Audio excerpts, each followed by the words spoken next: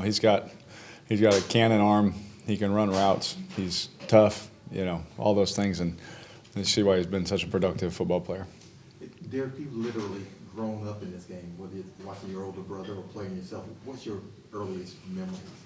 Oh, my earliest memories were my brother was playing a rainy game in high school, and I remember watching that. The rain was flooding, the steps. At least it felt like it. I didn't know what rain was until I moved to Houston. It was Bakersfield kind of rain, where we get 12 inches a year.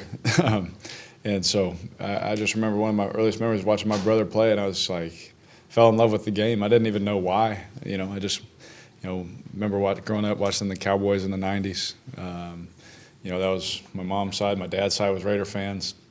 His biggest Kenny Stabler fan there was, my dad.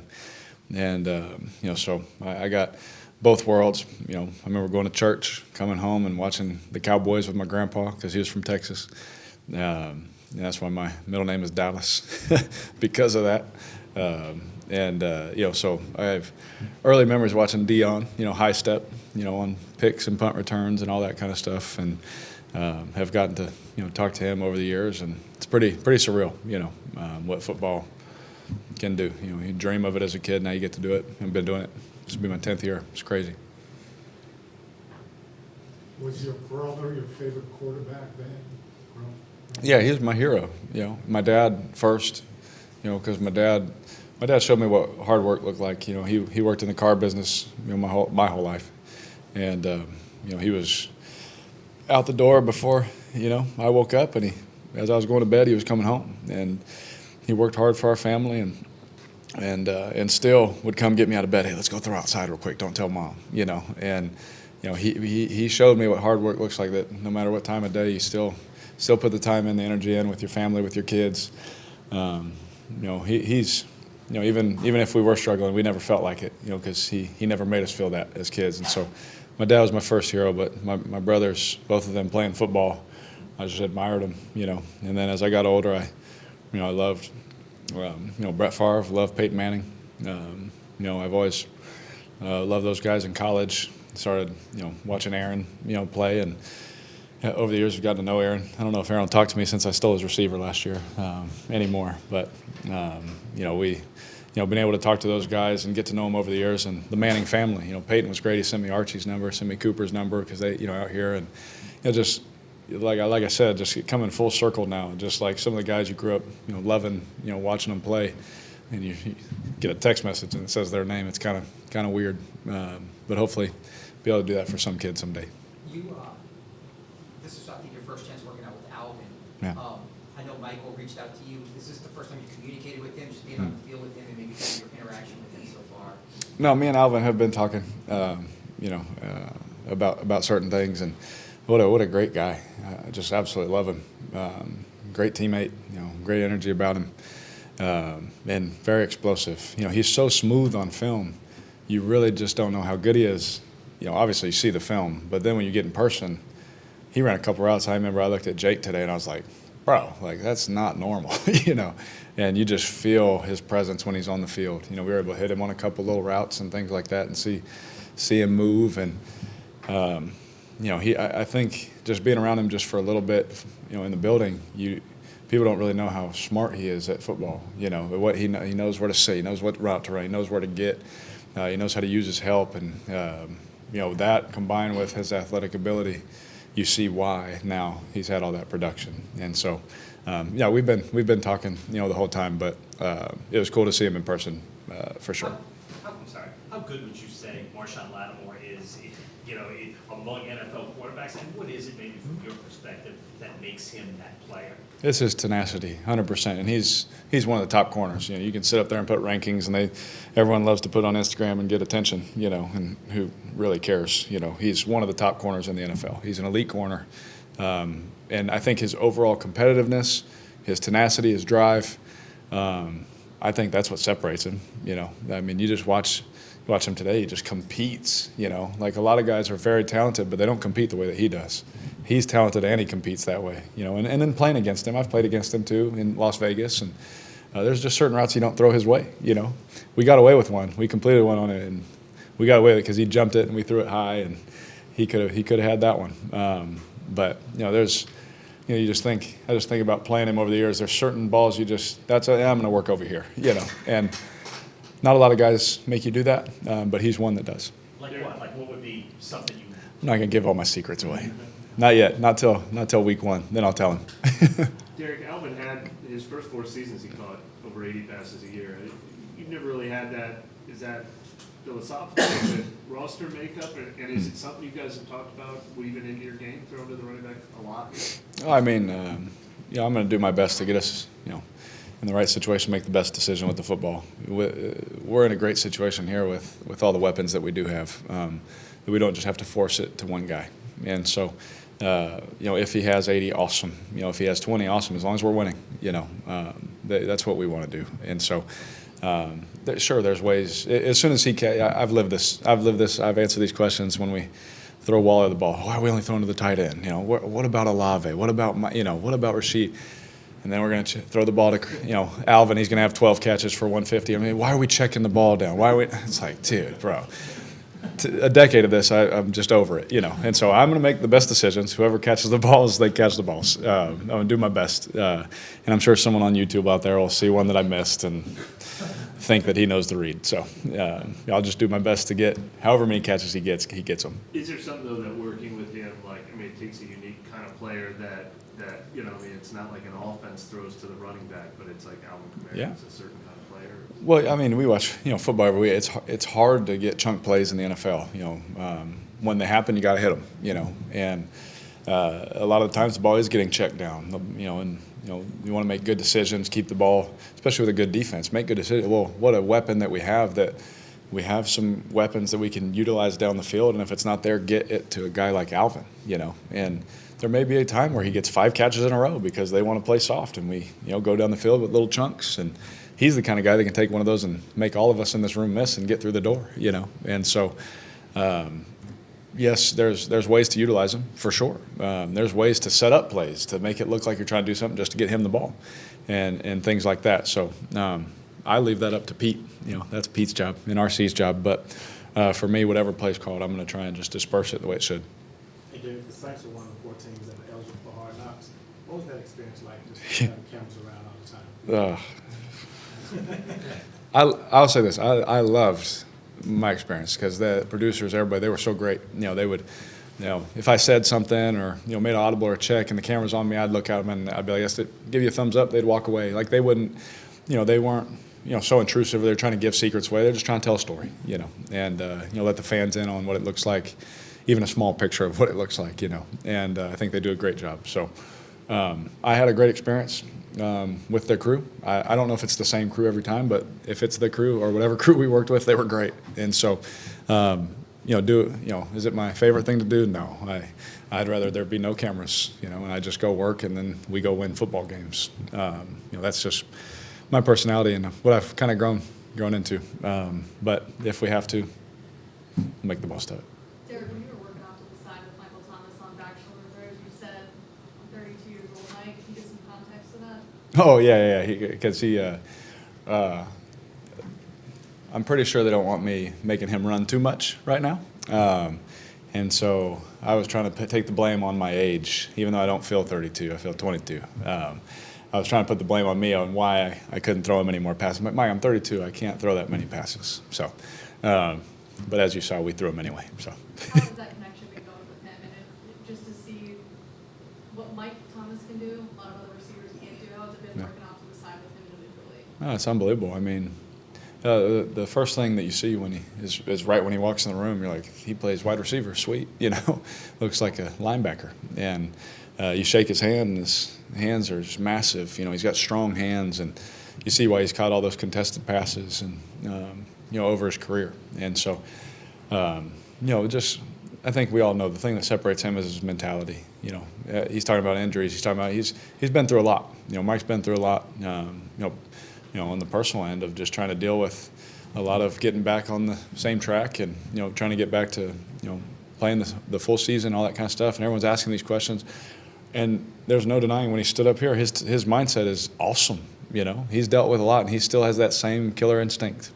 And I think that that's the thing that separates him because, like I said, him and Marshon, I think that those are two guys that their mindsets are just different than most guys. There's a lot of talented people, but they have the right mindsets, and it's cool to see. Do you feel pretty comfortable in terms of where you're at and learning the system right now? Yeah. I feel comfortable. I never want to say I got it. Even years down the road when you ask me, I never want to feel like, oh, I got it. You never want to feel that way. You always want to push the boundaries and push the limits. And so we've been pushing the boundary and pushing the limits. You get a few things that you feel confident about, and you keep moving. And so, do I feel like we could play a game? Yeah, we could go out there and we could play a game. But there's still so much detail and so much work to be done that I'm going to say that in week 16, you guys are going to be annoyed of me. But there's still work to go. Knowing that you've been playing such a good defense here, it's been really good for years. Do you approach the game any differently, knowing that a punt isn't necessarily a bad thing when you've got that defense? Yeah, absolutely. That's a tough question to answer because either way I answer it, someone will find a way to make someone feel bad, And so we have a good defense. I know that I don't have to force many passes. I also know I don't have to play perfect to win a football game. And so that was one of the intriguing things about coming here was, there was times that, if we didn't score or do something in a certain game the way it was going, it's like, it's gonna be tough to win this one, And so, just over the course of time, these guys have played really good defense. Coaches are unbelievable. They make it really hard at practice. I mean, the completions that you guys see, it's tight windows. They make it really hard.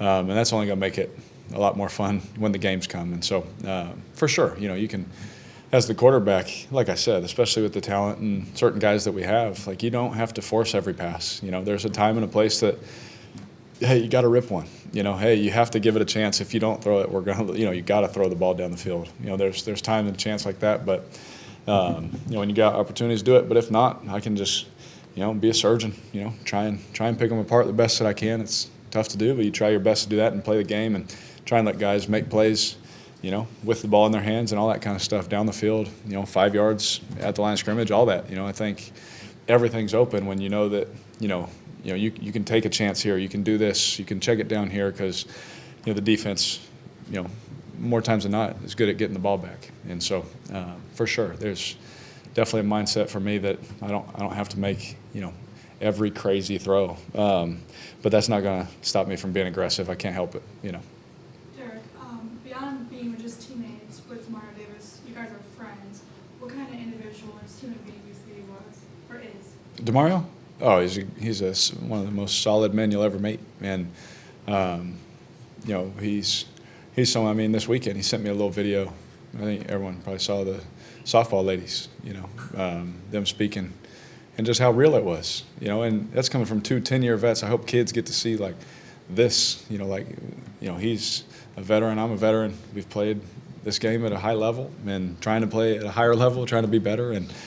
And we're sitting here telling people like, we've had success in this business and it'll give you happiness for a little bit, but true joy comes from the Lord, and that's the kind of conversations that we have. And, and it's hard to, so many people have so many questions, so it's hard to understand and comprehend at times, but, DeMario's a guy that hopefully he can explain it, better than I can, but, we send stuff like that back and forth. He sent it to me, and I was just inspired by that video that even in that moment, that's where their mindset was, what a beautiful thing that is for the younger generation to see, especially this next generation that's coming.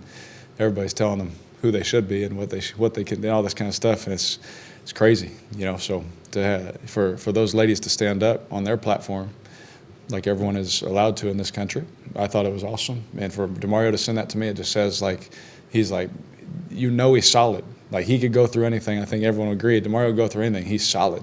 That he'll be all right.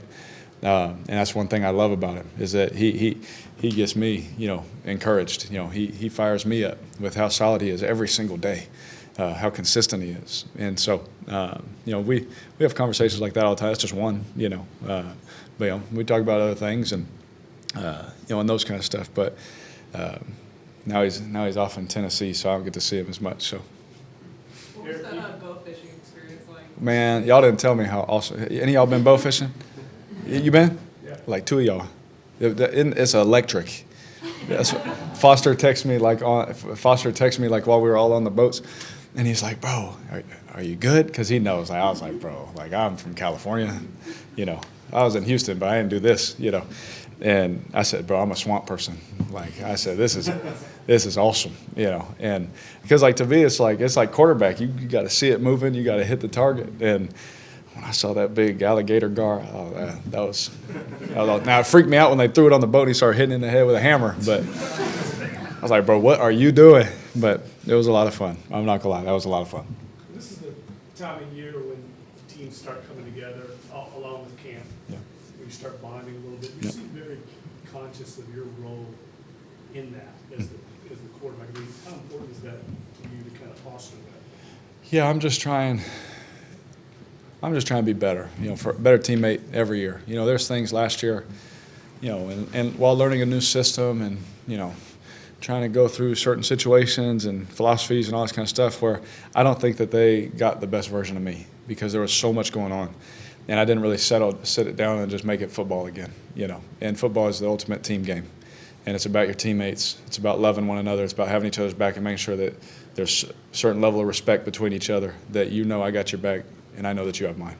And so while learning the offense and while doing all of these things, I'm trying to make it a point to, you know, reach out and get to know these guys, you know, and ask them questions, make sure I'm communicating with everybody, you know, making sure that they know that no matter what section of the, you know, sideline that they're on while the offense is out there, or if you're in the huddle, you know, whatever part of the huddle you're in, wherever you're at, whatever position, you know that you know something about me and I know something about you, you know. And you can go, if you want to go fast, you go alone, but if you want to go far, you got to go together. You know, I've always believed that. And so I'm trying my best to just unify, and that's with the coaching staff. It's not us versus them.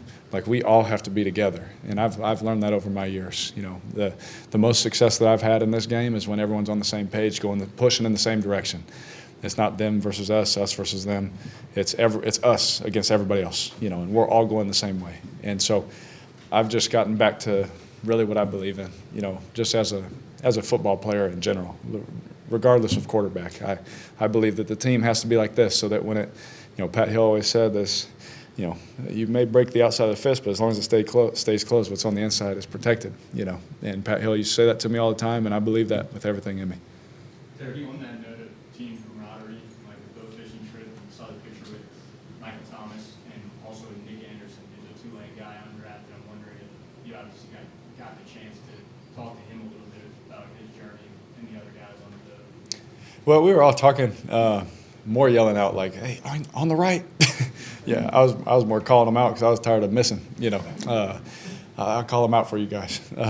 But we all got to talk and communicate, and I think the cool thing for me is I just love people. I really do. I love people. I love their background, their culture, their story. I want to know what makes them tick. You know, I want to know what, you know, when they wake up in the morning, why do you do what you do? You know, are you just someone that goes through the motion? I want to be someone to encourage you. You know, if you're someone that's really fired up, then I want to be someone to do life with you. If you're someone that gets down, I want to be someone that does life. I'll get down in the mud with you and pull you up. You know, like, and I think that doing stuff like that, I thought it was really cool of DA. Because he did something similar. We didn't go bow fishing my rookie year in Oakland, but we did a team event, and it was cool, man. You're in a group with the guys that you're not usually in the meeting room with, you know, and it's, you know, linebacker, DN, you know, receivers, tight ends, quarterback, everyone's mixed with a position coach and all that, and I think that's how you just continue to make that team stronger. And so there wasn't really too many detailed stories about, you know, anything like that.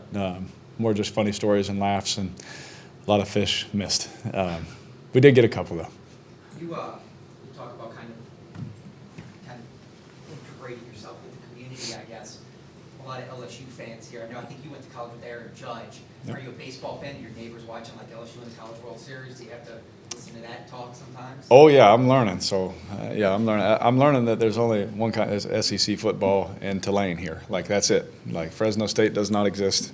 I've learned that real quick. But yeah, I know that the LSU team, like, they got a couple guys that should go pretty high in the draft.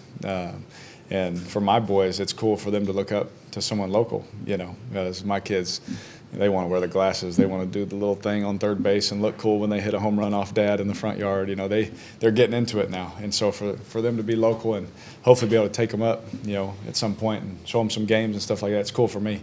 Because I'm not going to lie to you, my boys, they've been wearing LSU stuff for a couple of years. Because when Jake Peets was over there, he was my coach with the Raiders. He sent them a whole bunch of LSU gear when he was the offensive coordinator up there. So he sent them a whole bunch of stuff. So they've been wearing it. And so that's why I got my purple on today. Dave, you mentioned just not feeling like everything has to be perfect all the time for you. Like when you don't feel that pressure, like can you play with more freedom? How does that kind of affect your mentality? Like it's not. Yeah, if I'm honest, yeah, which I always am. So I don't know why I said that, but over my 9 years, there's been times where I know that I have to play pretty perfect to give us the best chance, and I always hold myself to that standard. So it's not like, oh, I get to chill now. That'll never be the case. And with that, you still just want to go out there and just push yourself to make the right decision every single time. Like I said, chasing perfection and knowing you'll never get there. And for me, I'm trying my best to make those right decisions. Like, if it's a time in the game where, hey, we need that throw, there's 15 seconds left, I got to make that throw. It's 4th down, you got to make the throw, And I've learned those hard lessons over the years, and you grow and you learn. But like I said, I'm not going to go out there and, feel like I have to put it in tight windows every time. Like I said, I can't help myself every now and then. I'm going to try, and it's going to work. Everyone's going to be happy, and then it's going to get picked, and everyone's going to get mad. Hopefully it doesn't, but, there's going to be time and a place for it. But I don't have to do it all the time. I can check the ball down because we have guys that still could get the first down. We still have guys that can move the sticks. You got a guy like Taysom who's bigger than this stage. You get the ball to him and he's faster than my truck. He runs through and he runs over a couple guys and he gets first down. You watch it on tape, it happens over and over and over again. And you begin to. I've been really studying Drew, and the way that he made decisions, because now I know the offense, right, a little bit. And and as you continue to watch him, you understand why he's making certain decisions, because he was around these guys more times than I've been around him, and so he has more reps with them. So I'm watching. Why did he do? It makes sense because he's used to. This guy keeps picking up that first down, or this guy keeps making that catch, and I'm trying my best to get as far ahead as I can, so I don't feel like it's just year one again. I'm trying. I learned, my lesson last year. I thought I was doing things right way, but I think I'm better at attacking it this year in that aspect. How far back have you watched the Saints? You kind of like working like season by season backwards, or what's that process? I won't say, because someone's just going to tweet it and be like, oh, he's watched all this. I've watched a lot. Yeah, I've watched a lot of film. A lot of plays. I've watched a lot of plays. Derek, would you say that the mental part of this game is just as important as the physical, if not more important? Yeah, absolutely. And being available. That's what coaches have always got to be available. And the mental side is just as important as the physical. And so, the workouts and you have to do the workouts. That's the physical side, with the studying and the understanding. The mental side of the game, the decision making. We talk about making fast decisions all the time. Even if it's a wrong one, make a fast decision, and we can correct off of that. But if you make a slow decision, it's hard to correct off of. And so, for me, you got to be mentally quick, mentally sharp. And Coach Gruden was someone that taught me that. Arm quickness, body quickness, and mental quickness. You got to have that quick mind to see it, boom, call it, change the play, snap the ball, and everyone's on the same page. And that's just how I'm used to playing, because that's how I was trained. And so, for me, the mental side absolutely is a huge deal. Have you had any moments yet with the offense? I understand there's a lot of idiosyncratic nature to it because it built it all with Drew here. Yep. So there's hallways that go to nowhere in the playbook. You know what I'm talking about? Oh, yeah. You had some of that yet, where it's just such a unique offense that branched out all those years under Drew. Yeah.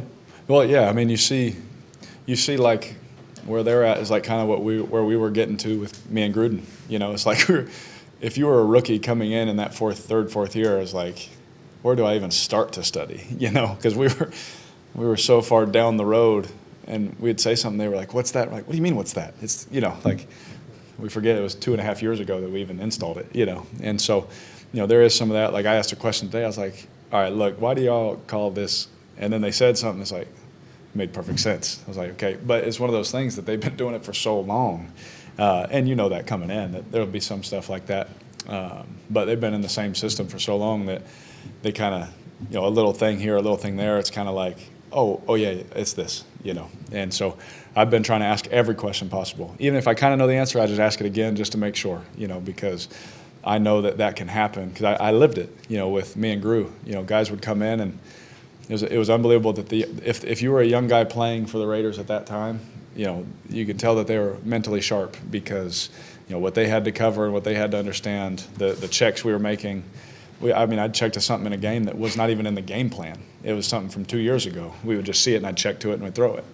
And, you know, so those guys had to be on top of it for sure. So I see the same thing here, and I love that. You know, that's like my coffee in the morning. Like that gets me excited. So. What are you learning? What are you doing this year that maybe you didn't do last year? You talked about lessons learned. Mm-hmm. What exactly are you doing in this offense and learning it and all these that Yeah. maybe you wish that you could go back to last year and circumstances that you can't change Yeah. necessarily, but circumstances that you personally could control that you could do? Yeah, some of them are personal, you know. Some of them I don't want to give away because it's only my 10th year. I don't want some young guy to learn it. You know, he's got to learn the lessons the hard way.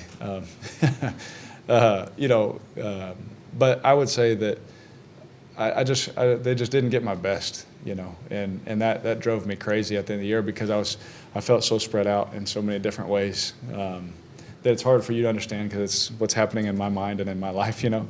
But I felt so spread out and was trying to do this, trying to do that, trying to, you know, get the guys excited about a certain thing or a certain way, even though they could see on my face it was tough and things like that, you know, in certain ways. And, you know, I just didn't feel like myself. And I feel bad to, you know, the coaches and the players because they didn't get my best. And I tried. It wasn't like I wasn't trying to get but you sit back, you write it out and you learn. You're like, oh, wow, man, I got to do this, and this. Get back to making it simple and about team and about football, you know. And, you know, for me, I think I've tried my best to get back to that. Hopefully it leads to some success. Could be a great lesson for me to learn to help some guys down the road when they go through a coaching change or go through a shift in whatever they're doing. I think it'd be a great lesson for me to teach guys. Just some of the things I've learned over the last 12 months. But most of them are like personal kind of, I don't want someone will say something about somebody. I was skip all that, you know. It's just certain things I learned that I could do better so I could be at my best for this team. Great. Awesome. Thank you.